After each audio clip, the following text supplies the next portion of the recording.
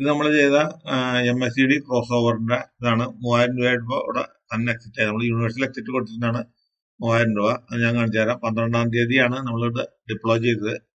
12-ാം തീയതി മുതൽ ഇന്ന് വരെ എല്ലാ ദിവസവും ഇങ്ങനെ അത് കറക്റ്റായിട്ട് ഓടി. പക്ഷെ ഇന്ന് ഇവിടെ നോക്കുമ്പോഴാണ് അതോട് എക്സിറ്റ് ആയി കണ്ടത്.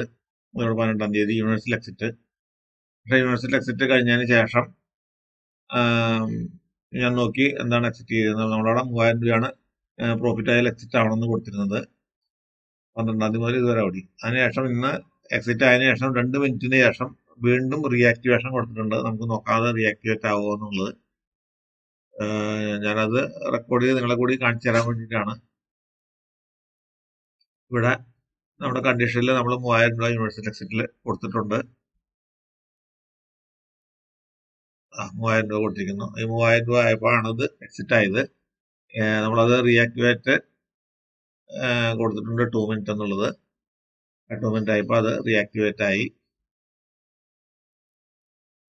ഇവിടെ കാണാം 2 മിനിറ്റ്സ് എന്ന് കൊടുത്തിരിക്കുന്നത്. അപ്പോൾ ആ സ്ട്രാറ്റജി വീണ്ടും അത് ആക്റ്റീവായി. അതിനർത്ഥം നമ്മൾ ഈ സ്ട്രാറ്റജി ക്രിയേറ്റ് ചെയ്തത് കറക്റ്റാണ്. നമുക്കിത് പേപ്പർ ട്രേഡാണ് ഇപ്പോൾ കൊടുത്തിരിക്കുന്നത്. നമുക്കിത് ലൈവായിട്ട് കൊടുക്കാം, ധൈര്യമായിട്ട് കൊടുക്കാം. പിന്നെ ഒരെണ്ണം കൊടുത്തിരിക്കുന്നത് താഴെ നിങ്ങൾക്ക് കാണുന്നത് ഫിബൊനാച്ചിയാണ്. ഫിബൊനാച്ചി ഇന്ന് ഞാൻ ക്രിയേറ്റ് ചെയ്ത് കൊടുത്താണ് ഫിബൊനാച്ചി.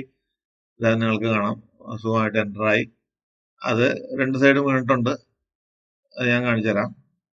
എന്തായാലും ഇതും കൂടി നമുക്ക് ഡീറ്റെയിൽ ആയിട്ട് നോക്കാം. Thank you.